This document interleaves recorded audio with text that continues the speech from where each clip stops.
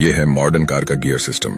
इन दोनों व्हील्स के एंड पर अगर हम स्पॉक्स को अगर किसी तीसरी स्पॉक्स से रोटेट करने की कोशिश करें तो दोनों व्हील एक साथ रोटेट करेंगे।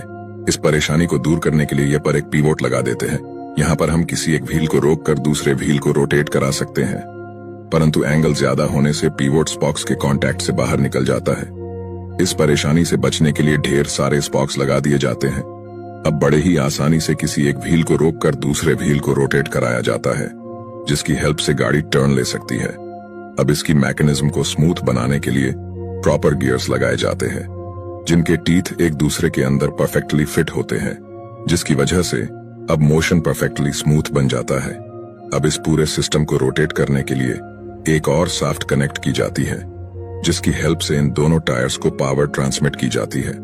और ये सिस्टम आज हमारी कार्स में आज भी यूज होता है। ऐसी साइंस की बातें जानने के लिए हमसे जरूर जुड़े।